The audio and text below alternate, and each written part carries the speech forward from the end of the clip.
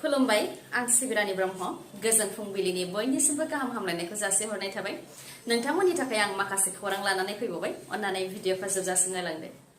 क'क्राझार सहरनि पाटारघाटआव थानाय हाखौ गुबुन हारिनि सुबुङा सेनो नाजानायखौ लानानै दुंहाव थासारि। सिक्स शेड्युलनि हाखौ चन्दन पाला सेनो नाजानायखौ लानानै दुंहाव थासारि। बे हाया BTC सोरखारनि हा होननानै फोरमायथियो। सिगाङाव आर्मिनि केम्प दंमोन आरो बेनि सिगां वाटार रिसर्सनि हामोन होननानै फोरमायथियो। नाथाय वाटार रिसर्सआ एंगारलांनायनि उनाव BTC सोरखारनि हा जादों आरो बे हानि 2/3 बिघा हाखौ ट्राइबेल संघनो एंगारनानै होदोंमोन BTC सोरखारा आरो बेनिनो साखाथियाव थानाय 3 बिघा हाखौ ब्रह्म बाथौ धोरोम आरो केथलिक वेलफेयार एस'सिएशननो एंगारनानै होनो थाखाय खामानिखौ मावदोंमोन। नाथाय बे हाखौ BTC सोरखारा थोंजोङै मोनथाम धोरोमनो एंगारालासे लेन्ड एडभाइजारि बर्डनो एंगारनानै होदोंमोन। बेयावनो सार्कल अफिसारा बे हायाव हाइकर्टनि केस दं होननानै मोनथाम धोरोमनो हाखौ एंगारालासे खामानिखौ नांथा होनानै दोनदोंमोन। थांनाय सोरखारनि समावबो बे हाखौ लानो थाखाय गोबां नाजानाय जादोंमोन नाथाय बे खाबुखौ मोननो हायाखैमोन होननानै फोरमायथियो आरो दानि सोरखारावबो नाजाबाय थानाय जादों होननानै फोरमायथियो। नाथाय बेनिनो खाबु लानानै हा माफिया चन्दन पाला बे हाखौ लानो थाखाय नाजादों। माब्लाबानि समाव बाउन्डारि होनो फैयो माब्लाबानि समाव खुन्थिया गायनो फैयो होननानै फोरमायथियो। जायखौ लानानै दा दुंहाव थासारि जादों। लेन्ड एडभाइजारि बर्डआव थानाय जोंनि सोद्रोमाफोरा गोख्रों नङैनि थाखायनो सार्कल अफिसारजों सिंजों सिं रायज्लायनानै सेनो नाजादों होननानै फोरमायथियो। मोनाजों मोना हियारिं लायो बिथांमोनहा होननानै फोरमायथियो। बेनिखायनो जोंनि BTCनि हा बिफाननि EMआ गोख्रों जानो नांगौ। जुदि जोंनि BTCनि हा बिफाननि EM आरो लेन्ड एडभाइजारि बर्डआव थानाय सोद्रोमाफ्रा गोख्रों जायाब्ला बेबायदिनो जोंनि सिक्स शेड्युल हाखौ गुबुन हारिनि सुबुंफ्रा सेनो नाजाबाय थागोन होननानैबो बुंथियो बिथांमोनहा। आसामनि दाब दाब जिल्ला जेरै जरहाट, चराइदेव, शिबसागर बेफोर जिल्लाफ्राव गोबां दैबाना जानायजों गोबां सिलिंखार जालांनायनि उनाव दा आरो धेमाजि जिल्लायावबो दैबाना। धेमाजि जिल्लानि सिमेन्ट सापरियाव गोबां अखा हानायजों सेरेन दैमाया हरखाबै देरखांदों जायनि जाहोनाव माथावरि सिफायनानै धेमाजि जिल्लानि मिसामारा गामि पन्चायतनि बरिमुरि बर' गामि आरो माजख'वा गामिफ्राव दैबानाजों लोमसावदों। गासै गंसे 120निबो बांसिन न'खरा दैजों लोमसावजानो गोनां जादों जेराव गोबां खहा जानायखौ फोरमायथिदों। दैबानाजों भुगिनांनाय न'खरनि सोद्रोमाफ्रा फोरमायथिनाय बायदिब्ला गोबां अखा हाबाय थानायनि जाहोनाव माथावरिखौ सिफायनानै दैया गामियाव लोमसाव फैजोबदों जायनि जाहोनाव सुबुंफोरजों लोगोसे जिब जुनाराबो आलाय सिलाय जानो गोनां जादों होननानै फोरमायथियो। आरो बे दैबानायाव फरायसालिजों लोगोसे लामा सामा न' बां गासैबो लोमसाव जानो गोनां जादों जायनि थाखाय सुबुंफ्रा थानो जानो जायगा गैयि जादों होननानै फोरमायथियो। दैबानाजों गोहोम गोग्लैनाय शिबसागर आरो चराइदेवआव नैथि खेबनि थाखाय नुजाथिहैदों आसामनि गिबि मन्थ्रि डक्टर हेमन्त बिश्व शर्मा बिथाङा। बयनिख्रुइबो बांसिन गाज्रि गोहोम गोग्लैनाय नेपालिकुटियाव थांनानै खौरां लाहैदों गिबि मन्थ्रि बिथाङा। सोरखारनि फारसेनिफ्राय जेसेबां हायो एसेबां मदद होनो थाखाय रादायखौ होयो बिथाङा। बेफोर जिल्लाफोराव 62,696 न'खरनि बेंक एकाउन्टआव 15,000 रां होनाय जादों होननानै फोरमायथियो। अदेबानि जायफोर जिल्लाफोराव दैबानाजों भुगिनांदों बेफोर जिल्लाफोरनि न'खरनि सोद्रोमाफोरनि बेंक एकाउन्टआव बे रांखौ सोनानै होनाय जादों होननानै फोरमायथियो। जायनि मादाव शिबसागराव 35,298 न'खरनो बेंक एकाउन्टआव 15,000 राङै सोनानै होनाय जादों।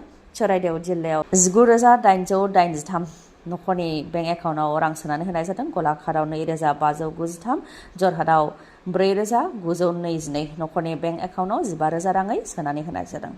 जायफ्रा दासिमबो न' फारसे थांफिननो हायाखै रिलिफआवनो दङ बिथांमोननो फैगौ 10 आगस्टआव आरोबाव 10,000 राङै होबावनाय जागोन होननानै फोरमायथियो। बेबायदिनो सोरखारनिफ्राय जेसेबां हायो एसेबां मददखौ होलांबाय थागोन होननानै रादायखौ होयो आसाम सोरखारनिफ्राय। बेराफारसेथिं 15,000 रां मोननो हायैखौ लानानै माखासे रायजो राजानि गेजेराव खुद्रिनाय। गावबुराया जायखौ मोजां मोनो बिसोरनोल' 15,000 रांखौ होदों होननानै अजदखौ होयो माखासे रायजो राजाफ्रा। जायफोरनि न'खराव बांद्राय दै हाबाखै आरो बांद्राय खहा जायाखै अब्लाबो गावबुराया जुदि बिसोरखौ मोजां मोनदोंबा बिसोरनो 15,000 रांखौ होदों। नाथाय जायफोरखौ गावबुराया मोजां मोना बिसोरनि न'खराव गोबां खहा जादोंब्लाबो बिसोरनि न'खरनो 15,000 रांखौ गावबुराया होआखै होननानैबो अजदखौ होयो आरो गोख्रों धरना होयो भुगिनांनाय रायजो राजाफ्रा। सिफुं ट्रेनजों सौख्रांजानानै सानै सुबुंनि जिउ खहा। बजालिनि बाथ्रायाव जानो मोन्दों बे जाथाया। रेलगेट गैयैनि थाखायनो फरायसाया जिउ खोमानो गोनां जाबाय। रेलगेट गैयैलाय लांदांनि गेजेरजोंनो रेल लामाखौ थांलाय फैलाय बारनो गोनां जायोमोन फरायसाफ्रा। बे समावनो सासे 8 थाखोआव फरायनाय फरायसुलिया रेलनि सौख्रांनायजों जिउ खोमानो गोनां जाबाय आरो बे फरायसुलिखौनो रैखा खालामनो थांनाय गुबुन सासे सुबुङाबो बे जाब्रबथायाव जिउ खोमानो गोनां जाबाय। गासै सानैया जिउ खोमानो गोनां जादों। मुंफोरा फारियै जुरिया खातुन, जाय 8 थाखोआव फरायनाय फरायसुलिमोन आरो बिथांखौनो रैखा खालामनो थांनानै आलाल उद्दिन आलीआबो जिउ खोमानो गोनां जाबाय। जाथायखौ लानानै ओनसोलाव दसे दुंहाव थासारि, रेल लामा होथेदों आरो रेल गेट नांगौनि थाखाय गोख्रों दाबि खालामो ओनसोलनि सुबुंफोरा। बिटिसिआव साननैनि गेजेरावनो सानै बर' सुबुङा बुथारजानायखौ लानानै हाग्रामा महिलारि दैदेननाय बिटिसि सोरखारखौ दिपेन बर'आ आसि दिन्थियो। थांनाय माखासे सानाव दुंहाव थासारि जाबोदों होननानै बुंथियो दिपेन बर' बिथाङा फोरमायथियो दि थांनाय 28 जुलाइआव फुंखा बसुमतारिया हाग्रा बिफाननि गुलि गावनायजों जिउ खोमानो गोनां जादोंमोन आरो बेनि अखानायैनो अदेबानि 29 जुलाइआवनो चिरां जिल्लायाव जीबानन्द बसुमतारी, जाय बिजनी डिस्ट्रिक्ट स्पर्ट्स एसोसिएशननि जइन्ट सेक्रेटारिमोन, बिथांखौबो बुथारनाय जाथाय जादों। बेनि सिगां क'क्राझारनि कारिगावआव बुथारनाय जाथाय जादों, जायनि थाखाय बर' आरो सावथालफोरनि गेजेराव न' सावलायनाय दुंहाव थासारिबो जादोंमोन। बेनि अनगायैबो रुनिखाता फरेस्ट अफिसाव हाबनानै बुफाय बुसि खालामनाय, गारि मथर सावनानै दुंहाव थासारि खालामनायफ्रा जाबोदोंमोन। बेफोरबायदि जाथाय जानायखौ लानानै बिटिसि सोरखारनिफ्राय जेरैबायदि राहा लानांगौ बेबायदि राहा लानाय जायाखै होननानै बुंथियो दिपेन बर'आ। बेफोरखौ लानानै हाग्रामा महिलारिनाव सोंथि खालामोब्लाबो हाग्रामा महिलारिया गावनाव जेबो बिबान लायालासे गुबुनाव नारगार हरोसो होननानैबो बुंथियो। हाग्रामा महिलारिया बिटिसिनि गार्जेन हिसाबै जेरैबायदि बिबान दं बेबायदि बिबानखौ लायाखै, जायनि थाखाय बिटिसिआव सुबुंफोरा जिउ आरो धोन खहा खालामनो गोनां जाबोदों होननानै बुंथियो दिपेन बर' बिथाङा। हाग्रा बिफाननि गुलि गावनायजों जिउ खोमानांनाय फुंखा बसुमतारीनि न'आव बिक्रम दैमारी आरो प्रहलाद ब्रह्ममोननि आगान। हाग्रा बिफाननि गुलि गावनायजों जिउ खोमानांनाय फुंखा बसुमतारीनि न'आव लाइमोन बिपिएफनि दैदेनगिरि बिथांमोननि आगान। दाय मोनोब्लानो जाहाथे बेफोरबायदि गुलि गावा बा रावनिबो जिउखौ लाया, बेनि थाखाय हाग्रा बिफाननिसिम खावलायो बिथांमोनहा। हाथियार मोनदों होननानै जाहाथे दाय मोनबानो गुलि गावा, बेनि थाखाय खावलायो। मानोना सोरखौबा गावथारनायजों बिसोरनि न'खरा आलाय सिलाय जानो गोनां जायो आरो बेबायदि खालामोब्ला रायजो राजायाबो खुद्रियो आरो खुद्रिनानै जिउनि सोलायै जिउ लानो रायजो राजाया नागिरोब्ला बेयाव हाग्रा बिफाननियाबो खैफोदाव गोग्लैनो गोनां जागोन होननानै बुंथियो। बेनिखायनो जाहाथे दाय मोनोब्लानो रावनिबो जिउखौ लाया, बेनि थाखाय खावलायो आरो रायजो राजाफ्राबो जाहाथे हाग्रायाव हाबनायनि जि सिमा, बे सिमाखौ बारनानै हाग्रायाव हाबहैया, बेनि थाखाय रायजो राजाफोरनिसिमबो सांग्रांथि होयो। सोरखारनि फारसेनिफ्राय फुंखा बसुमतारीनि न'खरनिया जि रांनि अनसुंथाइ मोननो गोनां बेखौ जाहाथे मोननो हायो, बेनि थाखाय बिटिसि सोरखारखौ खावलायगोन होननानै बुंथियो लाइमोन बिपिएफनि दैदेनगिरिफ्रा। फोरमायथिनो गोनांदि हाग्रा बिफाननि गुलि गावनायाव जिउ खोमानांनाय जाथायखौ लानानै गुबुन गुबुन आफादनि दैदेनगिरिफ्रा गोबां नारसिननायाव क'क्राझार जिल्ला बेंगिरिनि पंकज चक्रवर्तीया मेजिस्ट्रेट इनकुवेरिनि थाखाय बिथोनखौ होबाय। नोंथांमोननि थाखाय गोजोनथाव खौरां। चिरां जिल्ला काजलगावआव थानाय एमएमएच अट' हन्डा श'रुमा फिन नोंथांमोननि थाखाय अफार लानानै फैदों। अफारा 10 जुलाइनिफ्राय जागायबाय आरो 15 आगस्तसिम थागोन। अफारफोरा जाहैबाय 9,999 रां होग्रोनानैनो मटर साइकेल बा स्कुटिखौ नोंथांमोनहा मोननो हागोन। बेसेन नाङालासे गंनै हेलमेट मोननो हागोन। जायखिजाया मटर साइकेल बा स्कुटिखौ बायोब्ला गंसे सिलिं फेनबो नोंथांमोनहा मोननो हागोन।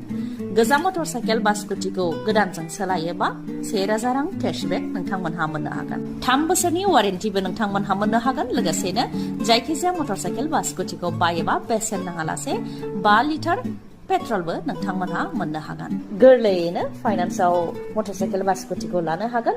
ल' रेटआवनो नोंथांमोनहा इन्टारेस्टखौ मोननो हागोन आरो स्पेशल केशबेकबो होनाय जादों। SP 160 बे मटर साइकेलखौ बायोबा नोंथांमोनहा 10,000 रांसिम केशबेक मोननो हागोन आरो शाइन 100 खौ बायोबा नोंथांमोनहा 5,000 रांसिम केशबेकबो मोननो हागोन। नोंथांमोना जुदि बे अफारनि खाबुखौ लानो सानोबा थाबैनो एमएमएच अट' हन्डा श'रुमजों कन्टेक्ट खालामनो हागोन। कन्टेक्ट नाम्बारा जाहैबाय 8720957824 नङाब्ला 7002252878 बे जानबुं नाम्बारावबो कन्टेक्ट खालामनो हागोन। कन्टेक्ट नाम्बारखौ स्क्रिनावबो होनाय जाबाय आरो डिटेल्स एड्रेसखौबो स्क्रिनाव होनाय जाबाय। नोंथांमोनहा नायनानै लानो हागोन। गोजोन्थों। दिनैनि भिडिअ'आ एसेनोसै। गाबोन आरो गोदान भिडिअ'जों लोगो मोनफिनबावगोन। नोंथाङा दासिमबो आंनि चेनेलखौ साबस्क्राइब खालामाखैबा अन्नानै साबस्क्राइब खालामदो। लोगोसे लाइक, कमेन्ट आरो शेयार खालामनो दाबाव। गोजोन्थों।